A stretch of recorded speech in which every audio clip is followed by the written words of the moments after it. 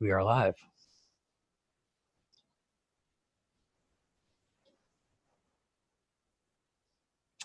And Nori, you need to unmute. Minor detail, right? Welcome everybody to Broadcast Team Alpha, where we bring you cutting edge conversations while exploring the quantum possibilities. And today we're actually on the bleeding edge with the most remarkable guest that Aage's going to tell you about. We are Broadcast Team Alpha. I am Nori Love. I am graced by my co-host Aage Nost and Tom Schaefer. Hi guys. Hello, hello.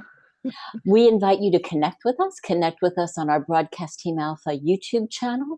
We're looking to break the 2,000 subscriber mark, and you might notice that we have a super chat function available. If you would like to support us in that way, support our show in that way, we thank you in advance. And as always, we appreciate all of you. So Aage, without any further unnecessary words, I'm so excited to get to the conversation with our amazing guest. Will you tell us about him, please? Absolutely, absolutely. Yeah, we have Dan Winter with us. And Dan is one of the sharpest scientists that I've ever met. For those of you that is interested in science side of esoteric universes, and you know there's more than one, and then you probably already know him or heard of him. And he has some experiences that he'll talk about. And he found some scientific explanations to many things that we're all wondering about, like Kundalini, how to take our memories with us through death, how to attain bliss, and many other strange concepts. And other scientists, they just don't dare to touch these things. And Dan has also written books, he's written publications, and he has some inventions and written some scientific papers, and he travels and lectures around the world.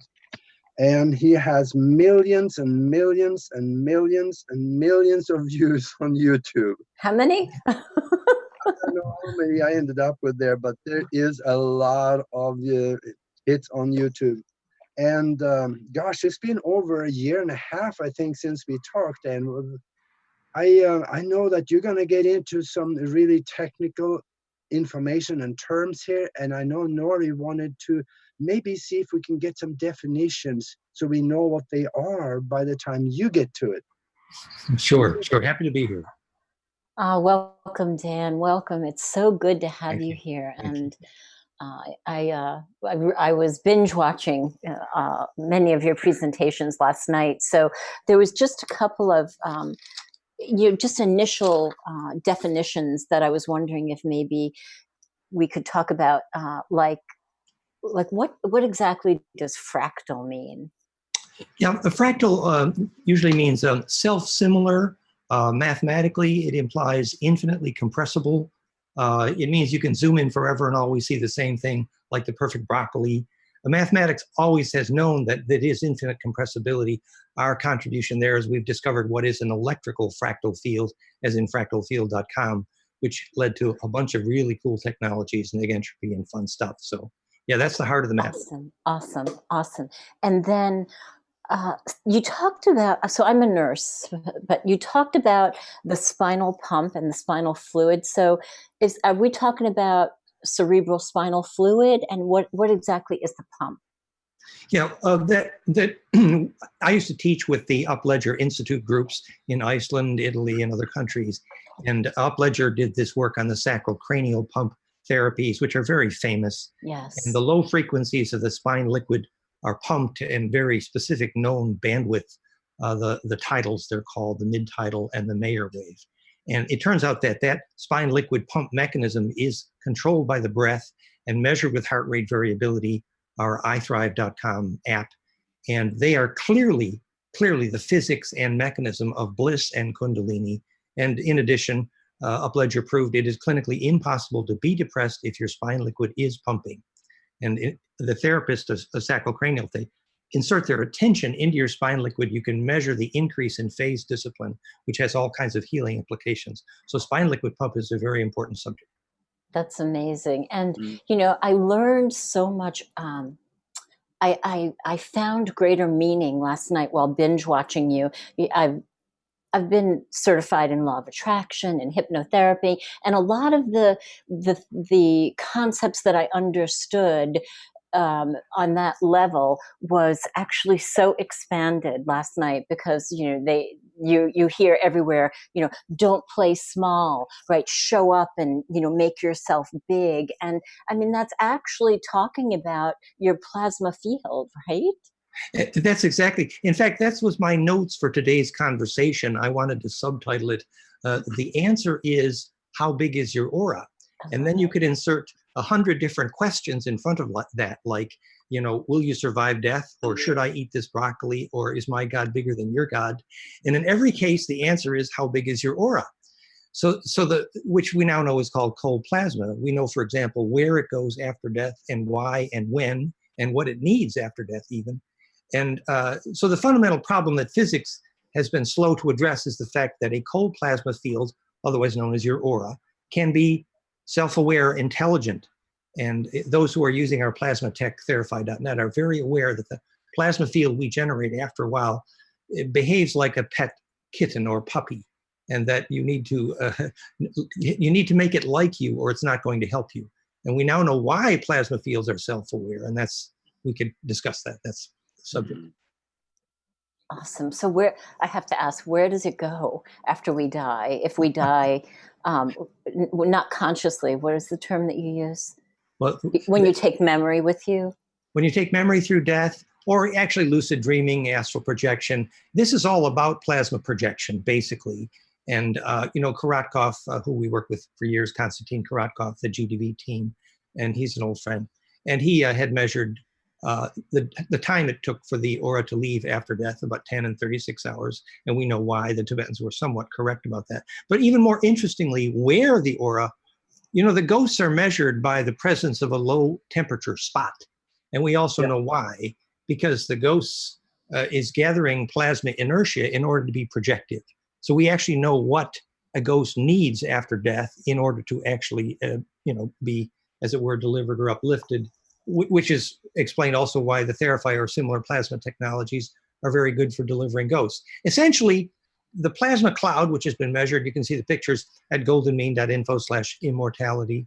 The ghost is looking for what Castaneda would have called the place of power, which is the place of charge compression in the room where it can gain inertia and therefore ultimately be projected and therefore achieve charge distribution efficiency, otherwise known as the collective unconscious, the communion of saints, and ancestral memory. We know the physics of that very well, implied by ancestral burial ground design, which is basically longitudinal EMF embedding. Well, that's a more advanced subject. Yes. So I have a question, because to my inexperienced ear, gathering inertia sounds contradictory. No. Basically, you are alive because you're imploding. A way of thinking about that is, we now know there's an electric seed that will make a seed grow. And that is centripetal, basically, which is why the imploder.com technology, the seed that's next to the vortex grows faster, even if it doesn't get the water, is because the charge field is centripetal. It's what's known as sacred space, but now we know the physics fairly well and how to measure it. So to gather inertia, it's just like, here, the camera's on. So if the donut is imploding faster, you're gathering inertia. And what happens, this is the electrical physics for why we now know the death visions are contagious, as the surgeons with Ray Moody have well documented, because a successful death experience is charge implosion. And what's happening is the inertia of all your memory has to be phase conjugated or imploded down the pine cone to the Planck threshold, where the pine cones kiss noses, and change from transverse to longitudinal, which the Egyptians called the Ba from the Ka, which enables the distribution into the longitudinal grid, which is basically the ability to enter ancestral memory, which is why all these sacred spaces are at these longitudinal cross points, et cetera, et cetera.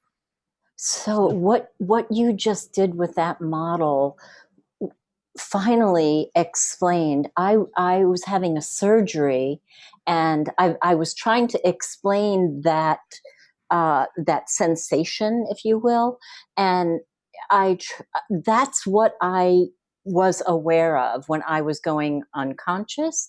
I found, I was trying to explain it as like billowy silk folding up on each other, but that's exactly what the experience was. Yeah, what happens is, if, so say, for example, you realize that you will take memory through death if you learn how to lucid dream and you're practicing. So you're trying to grow your aura. How big is your aura? And so, when you lie very still, the charge around your body will get very dense. It'll conjugate. And eventually it will achieve propagation by imploding through the tip of the pinecone at Planck, called conjugating. And that enables the propagation to happen, which is called longitudinal EMF in physics, earlier known as scalar proportional. That's why every sacred site and burial ground and cathedral, there are all of these magnetic line cross points where even nuclear critical mass has been measured to have changed, because the longitudinal embedding enables that propagation. So heaven is a name for charge distribution efficiency, which is why they called it the plains of Sharon in Israeli, because basically that's the phase conjugate dielectric infinite electric field around even a gold atom. Mm-hmm. Wow. And so for newbies, what is the golden mean? Well, the golden mean. Well, there is only one progression as ratio, which will allow recursive adding and multiplying. So in that progression, 0.618, 1.618, and 2.618, which goes on forever, you can add any two numbers and get the following number, or you can multiply any number by 1.618 and get the following number. For example, 1.618 squared is 2.618. Now, that progression has long been known as the definition of beauty, but physics has been slow to realize it is the definition of beauty because it is the definition of compressibility and implosion, and therefore it is the cause of gravity, life, consciousness, and perception. Mm-hmm. Wow. When we were talking earlier, right now, about death, from what I understand is the plasma field or the consciousness or the straw body will eventually leave the physical behind. But I wonder what that would look like, because I had an experience here at the house. An older gentleman died, and I was standing in a doorway looking at him in the bed when he was dead. And I could see this gray substance leaving the body, going out up at a 45-degree angle, right through the wall, and disappeared. Good work to see that. Yes, good. Good. Well, you see, basically, religion has been right about one thing: the spiritual body is your immortality. But religion has been slow to realize that it is the physics of a charge field called plasma, which is actually potentially immortal if it gets coherent enough. And so when Karatkoff measured the 10 and 36 hours it typically takes for that aura to leave the body, he used cadavers actually with the GDV technology, pictures at goldenmean.info/immortality. He was looking at how the aura prepares itself to implode and become distributable. That's why a peaceful death is critical. The location of death is critical. The electrosmog around death can be very not helpful. So most hospitals are literally hell because they don't know what successful death is. Electrical engineers need to be taught what successful death is. The ancestors used the altar at Machu Picchu, for example. But longitudinal embedding, basically, which defines sacred space. Remember, when Karatkoff measured sacred space, he went to where Kogis make phone calls to ancestors. And what he found was, basically, he called it fractality in air, which is actually harmonic inclusiveness in capacitive spectrum analysis, which is basically simply charge distribution efficiency. Clearly, that is sacred space, which is the opposite of metal buildings with dead air and electrosmog. Yeah.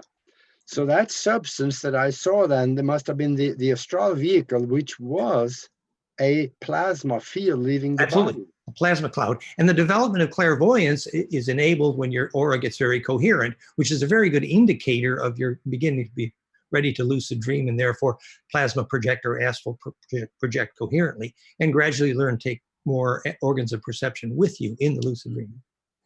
So talking about a peaceful death, most recently I worked at a beautiful, lovely, not metal hospice house. So I was with, many people when they were dying, and some people had peaceful deaths. Some people had very traumatic deaths despite medication. So Is there any change regarding giving people medication to have a peaceful death, to help them carry or not carry their memory through death? It's a very appropriate question. In general, unfortunately, what's needed is very clear aura. What's needed, actually, we can define what's needed in brainwave spectrum analysis, our techflameinmind.com. We can measure if your brain is ready for death. It's alpha beta golden ratio. Your brain is imploding. But I would use the example, our co-author on their physics of pain paper, goldenmean.info/pain, he had put a stone circle around the operating table of sacred stones. And he measured the fact that there was a dramatic reduction in average surgery recovery times. Now that would be an example of a coherent charge bubble enabling charge compression, literally implosion. And that bubble enabled not just successful surgery, but successful anesthesia, and basically successful death would be the same metaphor. So basically, sacred space, again, the charge bubble. You mentioned this concept of enlarging the aura in order to achieve this. What can you give people, just in a nutshell, some examples of raising their auric plasma? What are some basic examples of that? You know, we've been teaching the hygiene for bliss for 30 years, and we generally divided that into 4 categories. One of which, of course, was environment, that you needed a biologic material structure in place of charge compression. You make a magnetic map of your bed is a very good example, because so that can grow your aura and many things like that. So an electrical environment that allows your aura to grow. Your clothing needs to be light and natural material. When they say natural biological material, now that's defined, it means high dielectric constant, which is efficient capacitance. On the psychological side, to think a shareable thought, every time you think a thought that serves the survival of all DNA, because DNA is a charge communion device, basically, then you attract charge, you implode a little bit more. So, that what they meant by pure intention was literally the same reason why you need to sort your anger before death, because every wave which is not perfectly distributable can't go through that implosion. So the hygiene of thinking thoughts that only serve collective survival, which is literally eureka or charge imploding your... Give an example of one of those thoughts. Well, when you are thinking through the pain of half the people on the planet who are suffering for lots of reasons, it isn't enough just to feel their pain. It's enough to think to the root of their pain and discover the moment when the mistake was made that caused the pain, in such a way as to untie the slip knot and to serve all of DNA by knowing where the pain came from. So it's an empathic connection with the oneness. Yeah, exactly. Oneness is now defined clearly as charge implosion. And remember, they say the pain is only pain you feel is a love you withhold, which is an Andromedan expression, by the way, and which means failure to embed. And so pain is a name for a charge that bleeds due to fractality that's broken. Wow. So last night, one of your YouTubes I was looking at, you were talking about good and evil, and you were saying that good is embeddability and shared fractal distribution. Yes, true. Yes, and exactly. And that's sustainable, and then that's goodness. Yes, actually, true. Which is, and evil is live spelled backwards, which is failure to embed. So literally, electrically, that can be translated very simply into the hygiene for grounding. The book Earthing, that when you phase lock to ground, grounding for psychologists and electricians is the same. It's access to that perfect fractal charge distribution, and therefore embeddability, which is why it's so essential to all forms of health. Actually. When you say embeddability, when you say embed, what is being embedded? Well, abstractly, you could say the short wave in the long wave, or you could say you in the mind of God. But it means that the harmonic, in measurement terms, it would mean the harmonic inclusiveness of your heart or your body would increase, which is how you measure immune health. But here is embeddability demonstrated, right? The little wave fits inside the big wave non-destructively, so that's called embed-able. Oh, okay, thank you. And that is golden ratio optimized, obviously, and implosion optimized. And so that ability to embed is, for example, how shamans steer tornadoes and, how my God got So to what's be being bigger than your God. embedded? You show things being embedded. What is being embedded? This power, or you're merging with another entity, or It's the energy, right? Well, remember, we define the unified field as the compressibility of charge of the ether behaving like a superfluid. So it's all one. And that rotation enabled requires that the short wave be embedded in the long wave to gain inertia. Very practical example is when you watch clairvoyantly a shaman steer a tornado, and you see he's eating the hooch or the anger of the tornado, and clairvoyant would see the bioplasmic streamers emerge from the shaman into the heart of the tornado, and then the shaman's low pressure implosion will become the center of gravity of that tornado and thus make it steerable, which, as we often say, tornadoes think that humans are drunk because we don't steer them. But when the shaman said he was eating the anger of the tornado, he means he was feeling the pain of that tornado, which means, he was feeling the pain effect that the tornado was losing charge implosion because it was passing over metal buildings instead of nature. Which is why tornadoes are famous for destroying metal buildings, and they will never destroy sacred stone structures. Wow. Ah, because they're mindful. Wow. And so you also said you could, or shamans could steer the sun. Well, we know that, it was measured 11 different times, that when more than 1 million children sang the same song, the number of solar flares was decreased dramatically. And we now know the physics of that. Actually, it brings us to the right question, which is why did the sun go to so much trouble to make DNA? Because stars need the centripetal forces we make. And, every religion that ever stood the test of time is the only subject of those religions, basically how to be a sun god. why do they need these centripetal forces? Well, centripetal force is the origin of not just all biologic negentropy, the title of my book, but the origin of all negentropy, which is to say all self-organization. So basically, what makes a star sustainable and self-aware at the same time is that implosive force. Those clairvoyants who have seen the heart of the sun described it, 5 spins, 7 spins, Anu, which is where we get the word Anunnaki. And the perfect slip knot, 5 spins, 7 spins, is also the exact plasma symmetry of the muscle layering of the human heart, that Anu. And so the stars are quite aware that you don't grow up until your plasma is big enough to grow up and inhabit a star. And every shaman who's been through the heart of the sun, and we know many, we started the Solar Heart community, the Solar Shamans group at yahoogroups.com, and they all are clear that the heart of the sun is not hot at all. It's cool and inviting, and it's an eyeball. Unfortunately, a lot of the shamanic, shared lucid dreaming experiences we took through the heart of the sun with these groups, many came back unprepared and dizzy. But functionally, the Egyptians were right that if Osiris didn't, then the climate would go into chaos. And they were correct, actually. You mentioned also earlier earthing. Is that maybe why meditators and also the sages, they say, you gotta stand with your feet on the ground, because that will probably also help you to increase the aura, and meditate sitting up against a tree. That will also help you enlarge the aura, wouldn't it? Beautiful, yes. And the Buddha knew that. And actually, see, bliss requires charge implosion. And if you try to charge implode in a metal building full of dead air and electrosmog, you're going to be sucking in poison. So obviously you don't want to do that. Yeah. So absolutely, access to ground is the whole issue, which is also why the health statistics are clear. Anybody lives above the 3rd or 4th floor of most any building has health statistics which are much, much worse. Really? Access to Schumann harmonics. Really? Interesting.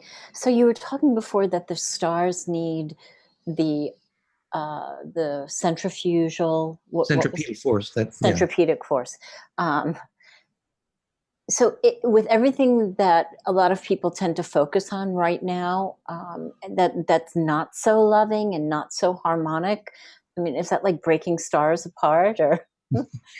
Well, that's why, I was going to entitle this conversation, measuring evolution in the context of genetic history and ET history. That that complicated problem gets very simple when you realize the answer to every question is how big is your aura.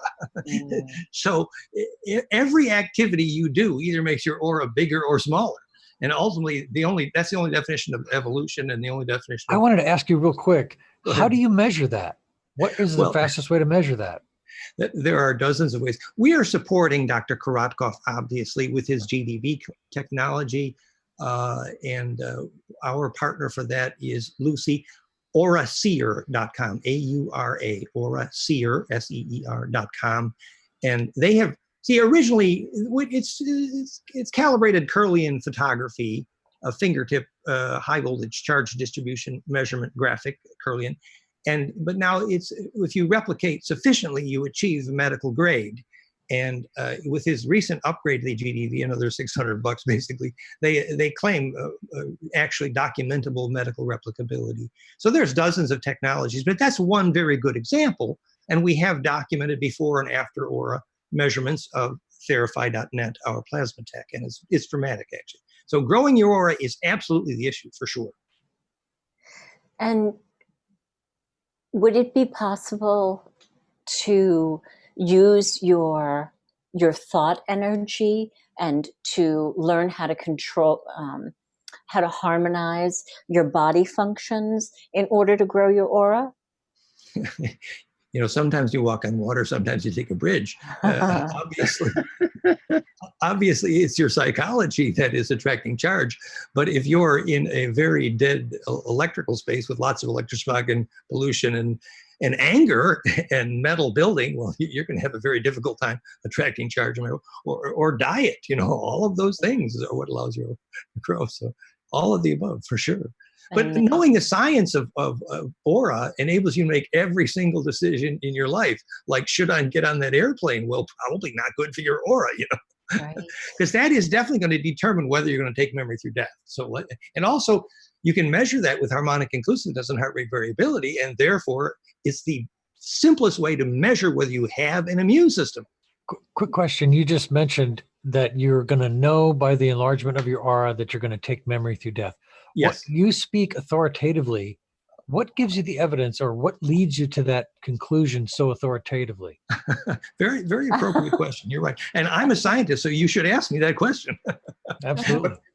I have been studying this for, 30 years, but and we put the graphics at goldenmean.info/immortality, and we don't need to bring it up here. But when Heinrich Kluwe studied the hundreds of people who came back from their death experience and reported the geometry they saw lattice, cobweb, tunnel, spiral, the Kluwe form constants. We later documented that was the braid sequence recursion symmetry of DNA in the process of imploding, which is literally the electrical description of death. So when Ray Moody documented with many medical surgeons that the death visions are electrically contagious, it fits perfectly. It's an electrical black hole, and now we know why. Now, when you say contagious, do you mean that people in the room will also experience it as well? Okay. All the surgeons and doctors, if the death is going well, the surgeons and doctors standing above the dying person will all see the same thing. They'll see the same visions. That's what Ray Moody's a hero. He's great. I work with him in Italy. Amazing. Life after life. Anyway, so that model of what death is, which is a necessary electrical black hole to enable your charge bubble to achieve propagation, was tested recently, and I'd like to honor an old friend, Danny Schreiber from Australia, who died recently. And we worked with him on this for years. And then he got, I believe it was aggressive leukemia.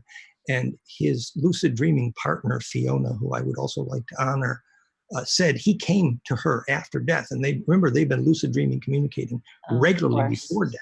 Mm-hmm. And he reported that he would absolutely confirm that was the sequence of geometries he heard and that he saw during death. But further, he said he heard a sequence of low-frequency audio hum implosion sonic heterodynes, which fits perfectly the physics of that model. So we even know the sound you will hear during successful death and why. Wow. So yeah, I have some confidence in believing the physics of death, actually. Did I hear you say during one of your classes, teachings, that our ancestors or our parents were black holes? Well, ancestral memory, which is the only definition of culture in Aboriginal, for example, songline dreaming track, ancestral memory, you could call it a black hole, but that's actually a pretty vague term, since in the terms of the physics of wormhole theory, everything's a black hole. But, We know exactly why the Kogi had to go to a certain place for all their phone calls to ancestors. We know the electrical reason clearly, and the Aboriginals did the same thing. We know why. It's longitudinal embedding. Why the Cozy Rev mirrors all had to be placed at Earth magnetic line crosses, and they had military quality telepathy. It's microwave tuned phase conjugate embedding into longitudinal propagation. Wow. Wow. So one thing I did want to ask you, you mentioned that you know people from Montauk survivors, and Many. yeah, you said that the word empathic came from. Would you explain that? It was Michael Ash, and then who was supposedly one of the lead. They called it the time empath. Which implies very usefully what it is to time travel, that empathy and time travel are inherently linked. And that needs to be explained in simple terms. First of all, remember, Einstein actually got wrong. Time and space are not bent. Time and mass are only generated by charge rotating, which is a superfluid. And charge rotation stores inertia, we call it mass. Charge rotation is a period, we call it time. So of course the rotation rate will increase during compression, called gravity, and it's not bending time, it's simply spin rate. That is the only definition of time. So once you can understand that, you know a lot more about what physics called time reversal in the phase conjugate optics, which turns out to be you can time reverse rusted steel to unrusted, but not the reverse, meaning neg entropy and time reversal are the same thing. You can only go back to increased order. You cannot go back to decreased order. No. Now, in the context of Montauk, remember the antenna is a dodecahedron, which now we know why, Preston Nichols. And so it's a charge implosion device, obviously. And the thing is actually required a certain quality of DNA coherence to steer the time chair, called a time empath, which is literally embeddability, which is another way of saying aura coherence. Now that aura coherence was actually measured at Montauk. They called it boson 7. In Star Wars, they called it microchloridians in the blood. And actually, it's the 7th recursive braid charge emanation of the DNA, indicating charge implosion is phase coherent enough broad spectrally in the DNA to achieve the implosion that allows longitudinal propagation, which is faster than light, hence time travel. So emotional hygiene required. I was reading an article recently about synesthesia, empathic synesthesia, where people can pick up on other people through touch. I have experienced this, and I was fascinated to read about what my strange ability was that I didn't realize what you called it, but I actually have experienced it. And I think it's in the same, we're in the same zone with that as well, aren't we? Is what you're That's talking about. nice. And you might enjoy, maybe you've seen the Daniel Brinkley books about his 2 near-death experiences from lightning, and that afterwards, everyone he touched, he would have a huge flash of all the key emotions of their life. And now we know exactly the physics that if you pass an amperage surge like lightning through a DNA or a gold thread monofilament, at the moment of crystallization, it will become measurably an electrical superconductor. So your DNA literally becomes an electrical superconductor. So that's why so many near-death experiences have these profound, they become electrically implosive, like the movie Powder, So yes, exactly. And Daniel Brinkley is a prime example. And the resistance to spin is that anger? Well, actually, we can be more specific than that. All right. In the Centric literature, goldenmean.info/touch, the wave shape of each key emotion was measured thousands of times in the music literature. And the wave shape for love, as you know, if you squeeze someone, you're saying, I love you with the squeeze. The max pressure moment as a pressure gradient will occur 0.618 duration tantrically delayed into that event, achieving the implosion we call love, lo-fi. The touch that says joy is 1/6 into duration, we know why. But the touch that says anger, the max pressure point is reached at 1/7 into duration of event pressure wave, which is max destructive wave interference. So anger actually is propagating destructive wave interference, which ultimately you shouldn't identify with because ultimately it will be self-destructive. But fear, on the other hand, had no wave shape. You know why? Right. Why? resistance to all spin. It's the stop Ah, the world, I want to get off, yeah, which unfortunately is exactly electrically why fear is the mind killer. right. So this, to really cull it down to like the, the mundane world, living in the bodies, going to work, all that. This gives new meaning to why you shouldn't have the habit of anger or the habit of Exactly. yelling or Yeah. I Well mean, said. Well said. oh my goodness, so Exactly. The awesome. attitude of gratitude. Exactly. In fact, Right. radiate bliss no matter what you're doing, and you will have no problem with parasites. Because when you're imploding, only the shareable wave survives. Absolutely. Right. But if people understood what it meant to them, right? Because some people think that, they're going to get some kind of satisfaction by being mad at somebody, but it Yeah. never has the effect we think it's going to have on them. And we're only hurting ourselves. Yeah. Even when Jesus kicked the money changers out of the temple, it was rather a turning point downhill. So you can use anger for a very short term, very concise application for destructive wave interference, but do not try to sustain it and do not identify with it or else. So, Yeah. there were times like in my law of attraction learning, I didn't know what I was doing, where I would finally get so frustrated that I would use anger, and I didn't intentionally use it. I'd go, damn it, I just want this to happen. And then I let it go. And interestingly, that shook something loose in my world or something. So is that what you're referring to, that you could use anger? Or? That's right. Oh yeah, I think there's absolutely times when a good. If you're going to use it strongly, but then get the hell out of there pretty quick afterwards. Otherwise, I love that. That's amazing. Yeah. So will you talk a bit about our ancestry? well, the talk that I had prepared today in conversation with Aage here was this article, fractalfield.com/fusion in the blood. Fusion in the blood. And the subject of that article is the chemical difference between our blood and our Anunnaki, Draco, Uru ancestors' blood. And that their blood chemistry was lipid oil, and they breathe in nitrogen and out cyanogen, and they had carbon bone and silicon nerve. And the Draco had a, therefore, higher wave propagation velocity in the nerve tissue, and therefore higher frequencies in their EEG, and therefore more telepathy and less empathy, because they have no low frequency in the EEG, so they can't do the Schumann, they can't feel a long wave. And so it explains why Enki got so excited when he saw empathy in the first, monkeys they used, apes, because he had not seen empathy before, actually, I don't think. And so the story to the Mori of that fusion of the blood article was about our technology is childish to our ET cousins.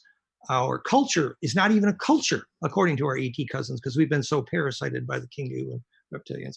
And so what do we have left, kids?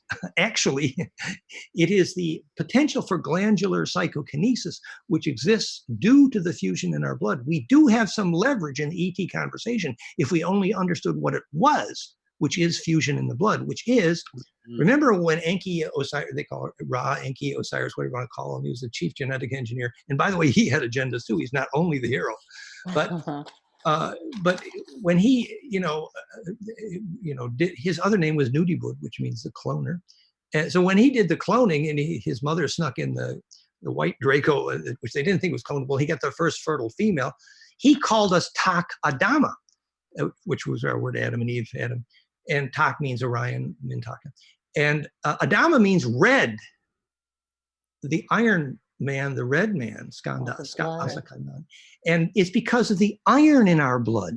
Right. We had evolved a different blood chemistry to them, which is, by the way, why if you want to kick the reptilian Draco shapeshifters out of your parliament, pump in oxygen, because it's a poison to them. And by the way, even water is to some extent a poison to them. Whereas radioactivity actually is a stimulant to them. So you can always tell which planets are winning or losing in the Draco-Orion wars. Oxygen goes up, moisture goes up, and the Dracos are losing. But unfortunately, ours is the opposite. And radioactivity was a stimulant. But that's another long story. So if we recognized what our blood chemistry enables, which is the form of bliss that makes us charge radiant, that that is our leverage in those Orion Wars.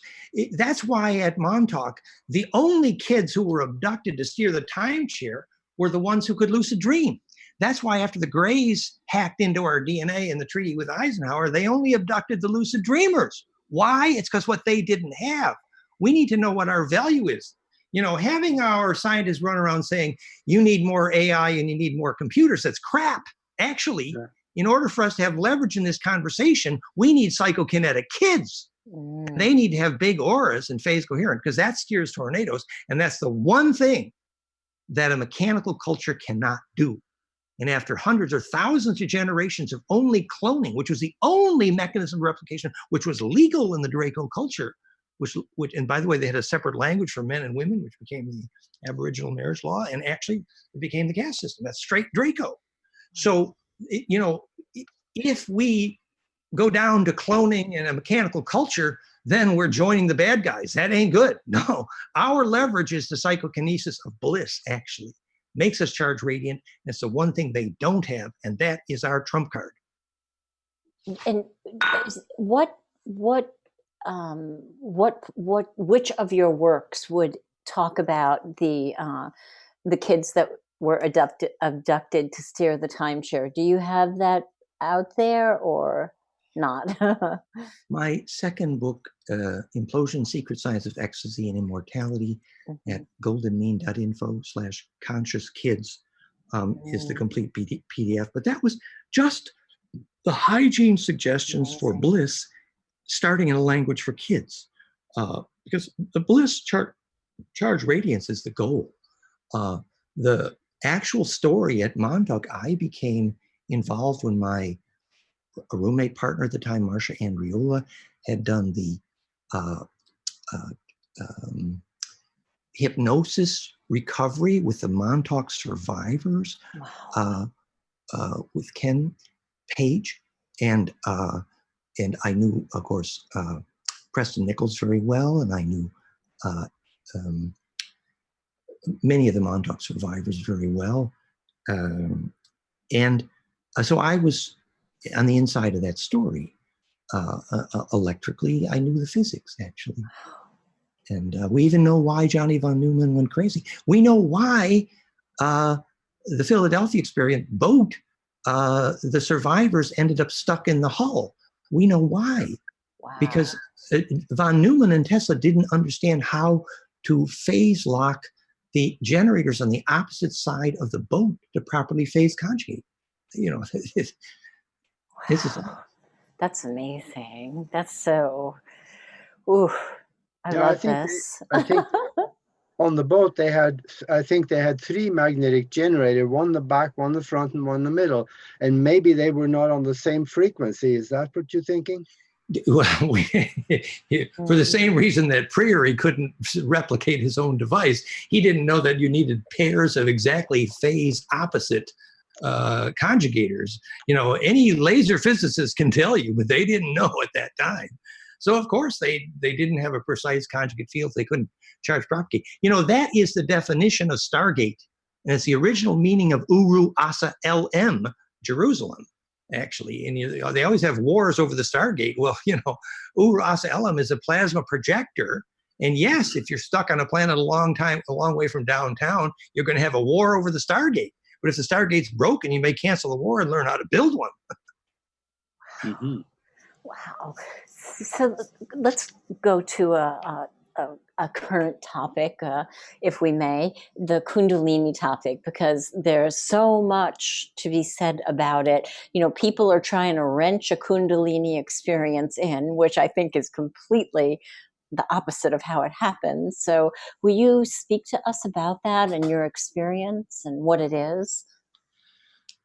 You know, I've been teaching the biophysics of Kundalini for 30 years. When I was young, I was double Scorpio and a virgin and doing sacred dance in a Gurdjieff school. Wow. Living in George Washington Nephew's barn at claymont.org, and started to have Kundalini experiences. And, you know, generally psychology's way of understanding what that is to diagnose you as whatever, schizophrenic. But I was actually adopted by Ben Bentoff, who wrote the book on the biomechanics of Kundalini, Stalking the Wild Pendulum. And I actually helped him with the capacitive accelerometer we used to measure it. And later I was there when Bob Dratch measured Kundalini in the microwave, microscanning mission technology, which we now know is the ADP-ATP at 1.91 angstrom phase conjugate microwave propagation to longitudinal, which, by the way, is the ultimate geobiologic scanner for Earth grid lines as well in that microwave. Wow. So the physics of Kundalini is something that we understand pretty well. It's a phonon pump up the sacrocranial, and it felt, in my case, like as they say, a red hot poker going up your tailbone, highly erotic and very, very addictive and very dangerous. And there are lots of hazards because it's excess metabolic rate stresses the mineral to water bonds in your blood, extreme challenge to hydration, not unlike response to too much plasma in Theraphi.net, actually.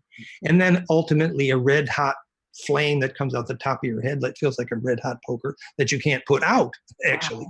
Wow. And it's a fairly dramatic. And then generally there will be some siddhi, some symptoms. In my case, it was intermittent clairaudience. Actually, I could hear ancestors' voices fairly clearly when we lived in their Cherokee burial ground there in North Carolina for a while. And even my lady today has me sort of talk to her ancestors. I'm not good at it, but so basically I can think fast and talk fast. Yeah. But the physics is actually understandable, and you're right, you shouldn't push it. But if people begin to get that charge implosion, there definitely are hygiene activities that can enable survival instead of going nuts, actually. And grounding and hydration are a big part of the course. Right. And that whole article with pictures, goldenmean.info/Kundalini. You mentioned something about thinking fast and talking fast. So when you're around other people, does it seem like they're going in slow motion sometimes? Like can you just get to the point? Does it feel like that for you? Sure. And if you're still on a 9600 baud modem and somebody else says broadband, you get a little bored. It's normal. I've had that happen. I'm kind of like, sometimes people accuse me of cutting in. It's like, okay, but I'm already there. Exactly. Yeah. I had an experience somewhat like that, because when I was back in Omaha, we were studying a book called The Keys of Enoch by J.J. Hertog. I know him pretty well. We were sitting in a circle one time, and we were chanting, and there was a person in the middle of the circle on a chair. And what happened is that we were sitting there probably for about 4 or 5 minutes chanting, and there was a mind exercise that the person in the middle was doing, and we saw this flame coming out of the top of the head. So we all stopped chanting, and the flame went out. But we noticed also that the hair was not burned. Was that somewhat what you were talking about? It's called the fire that does not consume in the spiritual literature. But now we know exactly what enables cold plasma to be cold. Normally in physics, you see, first, cold plasma is now famous for healing in conventional medicine. Yeah. But they don't know what causes cold plasma to be cold, which actually is phase conjugate negative entropy, which is the same reason why Schauberger's vortex would spontaneously get colder just before it started generating electricity, basically. So that ability to have the compression be non-destructive is also why we call it flameinmind.com, where we measure the brainwave correlate. So cold fusion is very real. Oh, yeah. And it is the absolute physics of alchemy. Absolutely. And people like Rossi, for example, are on a good track, but, long story. He's not a team player. But failure to identify the correct sequences of isotopes means inability to regulate. So the physics of alchemy is quite real. However, it is absolutely non-destructive charge collapse. And without the physics, it's pretty blinding. But in summary, they use the glass meteorite, which was the Kaba stone, and ground it up. And both Dee and the other famous alchemists, they all used the ground up Kaba stone glass as the projected powder philosopher's stone, which is a phase conjugate dielectric, and in the right temperature in the molten mercury, it can trigger the charge collapse, which is also in the Gothic cathedral glass. The deep red glass has the same physics, actually. Implosive capacitance. How will this now be affected by this new technology, 5G, that is coming out, when every square meter on the globe, more or less, will be covered in this high radiation. Will that affect the aura? Will that affect how we can conduct ourselves? And what, are you worried about anything like this? Very much the right question. Sadly, our governments are clueless to what's destroying the aura of people. They're putting the Wi-Fi and microwave towers in every church steeple and school in Italy, for example, and they don't even tell the people that they're doing it. And yet, you know, I feel that Wi-Fi like it's burning the hell out of my blood. So you know, you're right. And the 5G is a disaster for humanity, and all of that is directly in the context of a government that does not know what people are for, literally. And until you do, you cannot have a government, which is why the very word politics, body polis, comes from the term for the polis body. For example, a beehive will not swarm unless the plasma is projective, which means there's royal blood present, charge implosive, to navigate. So body polis is the name for the possibility of plasma projection that comes from bliss. So no politics is possible unless. So until you know the function of human beings, which is great, that bliss radiance, you cannot possibly even have a government. Wow. So what do you define as the reason for people? Well, as we're saying, you know, the answer to every question for today's conversation is how big is your aura? But I mean, a little bit more specifically, what? Well, from the star's perspective, gene pools create implosive enough plasma to make star birth sustainable. From a human perspective, it is to grow up and become a sun god, as every single religion will tell you. If you're not a sun god, you're boring. And that's not escapism. That's called graduating from kindergarten. And our sun is getting a little impatient because the blossom is overdue. Wow. Wow. I'm in bliss right now. So follow your bliss. It's like has way more meaning. Exactly. Today. Exactly. You mentioned in one of your videos also the solar heart community. What is that? Is that still going on? We originally called it the Solar Shamans, and then we called it the Solar Heart Community at yahoogroups.com, which was years ago, but the records are still there. And we had dozens, if not hundreds, of shaman who described going through the heart of the sun and what it felt like and what they saw. You know, Bentoff in his Kundalini saw through the heart of the earth and used the earth as an eyeball, and eventually through the heart of the sun. So basically, the sun is the most intelligent plasma body in our solar system, and our ability to embed and therefore regulate our ecosystem depends on embedding in the sun. In practical terms, it means, you know, when you look at the sun, they say if you're friends with it, you won't get sunburn. What they mean by that, or you can even look in the sun and eventually it doesn't even burn your eyes. Well, you're consuming and embedding in the aura of the sun, and that's the only way to grow up, actually. So it's very real. Actually, in terms of today's conversation, I was going to suggest a little bit about how growing your aura fits in the context of extraterrestrials in our solar system. Yeah. Yes, absolutely. You know, many people know that when I was younger, I was a friend with Alex Collier and the Andromedan communicator there outside of Boulder.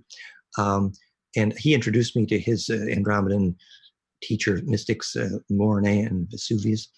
And so I was involved in those conversations. And I knew a lot of the people who were doing ET kinds of communication for many years. But recently, a friend here, whom I will only call mediator, apparently had been in touch in depth with the same group, including the Andromedan, whom David Wilcox partially correctly calls the blue sphere beings. Actually, that is the Andromedan culture. And they maintain large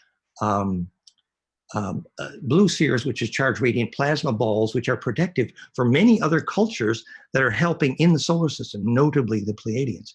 And so the blue sphere is a big aura. It's a plasma ball, it's a biological sphere, but it's also the color of the Andromedan blood, actually, as was Krishna. But the context of why they're here is what I would like to pass a little more information along about. We had some personal communication with some of them, the Pleiadians notably. Asket and Semjase. I knew Fred Bell, Billy Meyer there above Lake Majori. Their craft are mostly housed in these Andromedan blue spheres. And why they're here, the group that Anton Parks calls the Kingu are a fairly parasitic reptilian group that resided mostly underground, and they were very parasitic to humans. And they had so much infested the human cultures that they believe we don't even have a culture, actually. And so they're trying to enforce what we would call the prime directive, which was thou shalt set the indigenous people free so they can make their own decisions. But doing that, untangling that level of parasitism is a huge mess. And one part of that mess is what you would call artificial intelligence, which is actually a major infestation. These very small, if you read the literature about black goo or Morgellons disease, these are become more propagating when we have the aluminum from jet trails and things like that. So the Earth is infested. Now that infestation has been dramatically reduced. The Kingu reptilians underground, so parasitic humans, have been reduced from millions down to tens of thousands, for example, we believe. But eventually our governments have to empower the humans to see their relationship to extraterrestrial culture. And that's going to require a whole new level of humility on the part of the humans, which gets back to my point about, how big is your aura? Because that's actually your leverage in the conversation, which goes back to hygiene. And so, we talk about some of that infusion in the blood, but there's been a whole bunch of new information recently that we could eventually share. And so the extra dimensionals, or the ETs that show up in metal ships, are not the good ones, and the ones who show up in plasma are. I know I'm using good and bad, but no, that's good. Actually, I have joked about that. If your ET shows up in heavy metal, they're from the wrong side of the railroad tracks. Right. Whereas if they show up in a plasma ball, they're reasonably intelligent.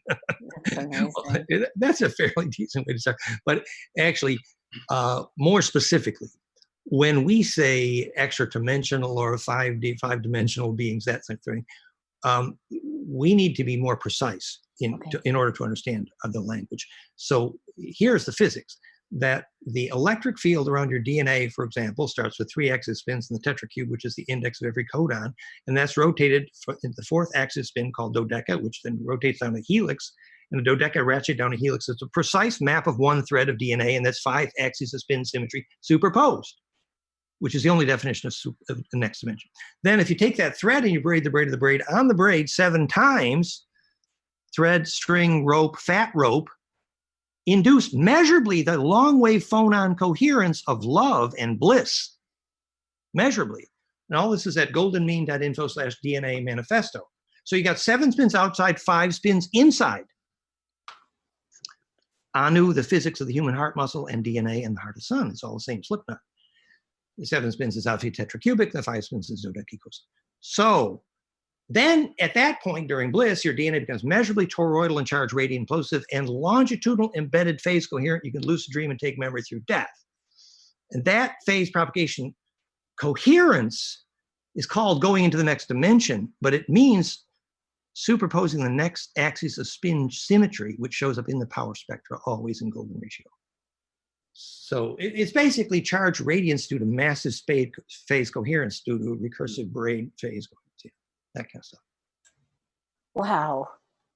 Now you put together, you have invented a piece of equipment called the Theraphi. Correct.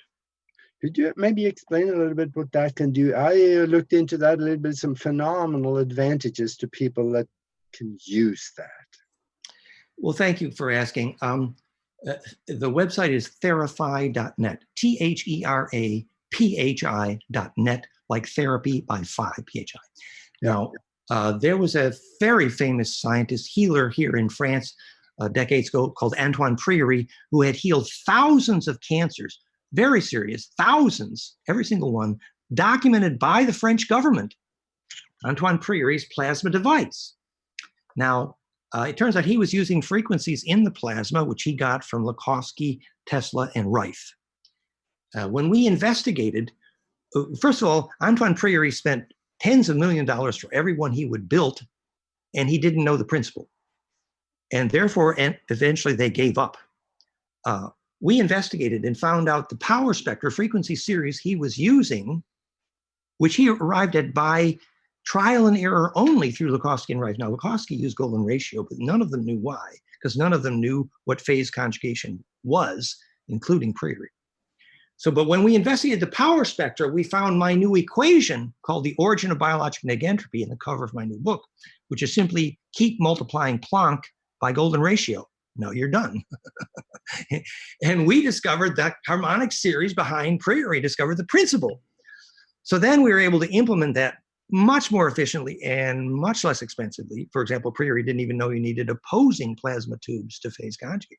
So you need a pair, actually. So we take a power spectrum, which is broad spectral phonon coherence from 0 to a couple thousand hertz in that exact cascade, perfectly embedded, modulated on a megahertz range frequency. And then we split that into two 180 degrees out of phase and amp it up in a bifiller Tesla coil to about 500,000 volts and feed it to two noble gas plasma tubes.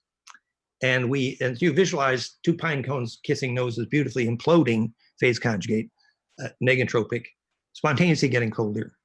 And, we do not make any medical claims, and we're eventually going to get there, but we are successful already in 20 countries, and it's a phenomenon. You'll see the blog there. It's my partner for that. I'm the co-inventor, actually, is Paul Harris in Western Canada, who also is deeply involved in production, and the group is based in Australia, and Paul was a longtime expert in brown gas and noble gas, and together we make a wonderful team. And he's also one of the world's leaders in the teaching of the hands-on practical practice and science of alchemy. So we're having some fun. It's great, and it's a dream because we are actually now able to demonstrate the science behind my theory of origin of negentropy, and it's working and it's beautiful and successful. So now we're moving on to propulsion. When you were starting out as an electrical engineer, did you ever imagine you would arrive at this place? I mean, I'm just, thinking about all of the amazing adventures and experiences you must have had to arrive at this place of saying the things that you can say with such depth of knowledge. I mean, it's just phenomenal. Well, for some reason, the image I'm having is I entered the gold sarcophagus of Tutankhamun in Cairo, and I fainted and had flashes of Tutankhamun's. And then you realize, well, Thutmosis, the bloodline, was actually Thoth. And Thoth invented the caduceus, today called phase conjugation. So, I am the voice of Thoth, for better or for worse, on this planet. And I wouldn't call it a reincarnation of, I would call it a fragment of soul memory. I can remember when Tutankhamun was used to control the rain, actually, and I know why. And I have, you ask my lady friend, I can make it rain. I'm not very good at stopping it, but I know how to. And you know why? It's very simple. If you have 20 generations of pharaohs who know they'll get fired if they can't make it rain on time, the yearning of ancestral memory, called The Willed Mutation of the Species, is the title of the book by Sat Prem. So the children of those pharaohs eventually will know how to make rain. And Kundalini does, actually. We know why. We actually know why a kid can put a hole in the cloud with his mind, precipitation physics. But yeah, so then I realized the science was electrical, obviously, behind Thoth, the Hermetic science. And so the electrical science is my passion. True. You need to come to Tucson. It hasn't rained for 6 months here. Yeah. Well, when we did the ritual at Joshua Tree, there was a storm for like, I don't know, days. It was a huge storm. And I thought to myself, oh, great, we actually helped it rain here. And then several of the local people came in. I said, aren't you happy that we made that? It started rain. And they all said, oh, no, what a damn inconvenience. My golf game got interrupted. They didn't realize the value of making it rain. I thought, well, I'm not coming back here right away. When you say ritual, what does that mean? Well, example of ritual, if you're living in flatland and you do not believe there is such a thing as a cube, your life is a sheet of paper, and somebody puts a cube passing through the sheet of paper 1,000,000 times, and the shadow is a dot, triangle, hex, dot, triangle, dot, and that happens 1,000,000 times, you still don't believe there's a cube. But then if you do a ritual called the rhythmic traverse, and your sacred dance rotation is in phase with the digital sampling, will then at that point allow you to imagine what it is to be a cube, and you'll be in the next dimension. Wow. So you're riding a longer wave. And I heard you mention Barbara Masiniak on one of your talks. Yeah. I'm actually nearby where she is, so I think I'm going to pay more attention to her. She invited us over there to teach, and I was good friends also with Susan Drawn, who wrote with In Honor Returns, Ferguson, and the dragons in that case, the Pleiadian would inhabit the body of the females who were pregnant, actually, and because they had lost the memory of what it meant for the feeling of mother love, actually, which is what they needed. The Pleiadians, actually, which had a genetic agenda, which was promiscuity, which had issues of its own, actually, at that time. But the point was that we now know so much more about the Pleiadians in the contemporary sense with the new communications. And, they have electric fields technologies for a rejuvenation. They call it a med pod. However, they still have dramatic medical issues of their own, and even perhaps genetic agendas of their own. Oh, really? But we have a lot in common with them. Mm-hmm. Interesting. I know you also invented this equipment called the Flame in Mind with a Muse headset. And is that only, that's on an iPad, I think only, is it? Or is it only on Wi-Fi, or is it also now available to have it plugged in, to have it hardwired? The flameinmind.com is clearly the world's most powerful brainwave meditation teaching tool for bliss. Yeah. The Muse headset, we say, is easier to use than sunglasses. It is a low power Bluetooth connection, wireless, not Wi-Fi, which, I'm very sensitive, but I find a few minutes with that does not disturb me. But it is iOS only, meaning iPhone, iPad, iPod. The Android market is too fractionated at this time for something at that level of sophistication. But if you're able to use iOS, it is incredible. Now you can buy that Brainwave headset for $150 to $200, Muse, and you can get alpha beta training like nothing else on the planet to learn cross-hemispheric alpha and then alpha to beta golden ratio, and literally teach how to make a flame in mind.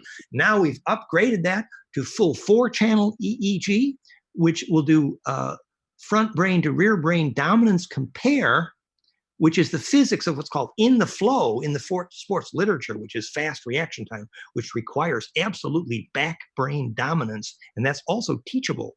Basically, the reptilian brainstem, it has to be reactive so that you have instant reaction. And back brain dominance also is the beginning of Kundalini, so it's beautiful.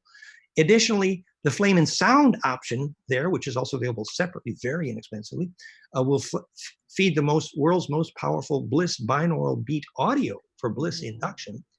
And it's not yet announced, but we're now have the capability to feed that audio also to external plasma devices, which can selectively trigger any chakra you like at will, and you will feel it, like your heart and your throat, et cetera, et cetera. And in addition, we're now adding, and it isn't announced there yet, also full 2-channel EKG, not just heart rate variability, pulse, but for actual empathy, tantra measure, and tantra training, and all kinds of stuff. So it's getting really fun. There's 5 different biofeedback apps now. Yeah, this equipment will supercharge meditations, and you can have some phenomenal experiences with it. I know Belle Christine here. She bought one of those, and I think she want to talk to you about that later sometime, because this can really, for someone that hasn't done meditation before, this will be a phenomenal experience. You can see which side of your brain is dominant, for which alpha harmonic is dominant, right, left hemisphere. Then you can get the right, left hemisphere in phase. And then you can learn to sustain your alpha. And then you can learn to get alpha to beta in golden ratio, and with audio cues and breathing cues. And remember, when Korotkov measured which kids in Russia can see without their eyes, there's hundreds of videos. We know that kids can be taught to see without their eyes. And the ones who could see without their eyes, the best way to measure success was golden ratio and EEG power spectra. Mm-hmm. And actually, that's the physics what was behind the mind mirror from Awakened Brain by Kate, even though they didn't know it was golden ratio, was their map of perfected brainwaves. So it's basically imploding brain called flame in mind. Yeah. Wow. And then we have the Egyptian mind mirror. How does that tie into what you're talking about? Well, the common thread, which is absolutely profound, and absolutely the link between all of them, is a phase conjugate mirror, which is the principle behind Nostradamus, the principle behind John Dee scrying, and the principle behind time reversal, and all negentropy. So understanding what a phase conjugate mirror is the heart of the matter. It's all done with mirrors and Alice in the looking glass. And do you know why the milk did not nourish Alice in her looking glass? The helix went the wrong way. But the material on the bottom of Nostradamus's water scrying cup was a phase conjugate mirror coating. Even the Mayans had phase conjugate mirrors, and John Dee used one, which is the introduction to the best of clairvoyance and scrying, basically. So phase conjugate mirror study is beautiful, and that's how, actually, now that they're teaching the physics of the cause of perception as phase conjugate mirror. So basically, if you have two lasers opposing in a material which is a super high dielectric, which means capacitive efficiency, which is what makes it a phase conjugate mirror, which is where the lasers implode. Good example would be the meteor, glass meteor, which became the Cabal, which later became projective powder, philosopher's stone, was a phase conjugate dielectric, or the red glass in the cathedral windows. So these are all phase conjugate dielectrics, implosive capacitance. And there, where the charge distribution is so perfect, the pine cones can kiss noses accurately at the Planck threshold, enabling that longitudinal embedding. And the reason they call it time reversal is anything that bounces off there goes backwards in time. And this is conventional physics now. But what they mean by backwards in time was returns to order. Oh, wow. Boy, we need more of that. Oh, my goodness. And I think what we're talking about here is possibly also capable of opening up funnels, interdimensional funnels. You may be familiar with something Raymond Moody, I think, was to help. I mentioned him. Yeah. He put together this chapel in the hill where they had glass behind glass behind glass in a square room. People went in there and sat and meditated about someone that had passed over they wanted to have contact with. And some of them have the person that they were trying to make contact walk right out of the glass and come into the room with them. And what you're calling a funnel there is the phase conjugate light cone, exactly. So we know the physics of how to design that with exquisite precision. We could help him align those glass planes, select the right phase conjugate material, and critically set the spacing there for phase conjugate dimensions, because we know the definition of the sacred. So that's beautiful work, and we absolutely know by equation how to perfect it. Absolutely. Boy, oh boy. Perfect cones. That's phenomenal. Wow, thank you so much. Thank you so much, Daniel. Guys, do you have any other, is there anything we didn't touch upon that you want to touch upon, Daniel? Or? Well, I think at some point we'd like to talk a little bit more about the ET history and ET politics and understanding the human condition. in the extraterrestrial context. But I think that's another conversation. I think we had fun today. I'm grateful for your enthusiasm and your wonderful questions and for the opportunity to dialogue. And I'm glad that you're going to make this shareable, and happy to work with Absolutely, you. because you've given us so much today. This is just this Yes. wealth of information. So thank you so much for taking the time with us. This And has let's been please wonderful. get together soon and have that dialogue Part about 2. the ET history. Yeah, that would be all Good right. plan. Wonderful. I look forward. Wonderful. And people can stay in touch with me, fractalfield.com or info@fractalfield.com. And I'm happy to share. Also, where do they find your books? Amazon and bookstores? And at fractalfield.com, you'll find my book available in PDF, actually for free now, or Amazon, or printed in color. So yeah, they're there. Okay. Yay. Thank you so much. Thank you for sharing. Thank you so much. And we'll Awesome. see you again soon. All right. Thank you. Thank you again. That and that. That's right. Live long That and is- prosper. Exactly. Absolutely. Thank In you again. bliss. See you guys. Thank you. Bye. Bye-bye. Thank you. Stay with us here for just a second while we close down.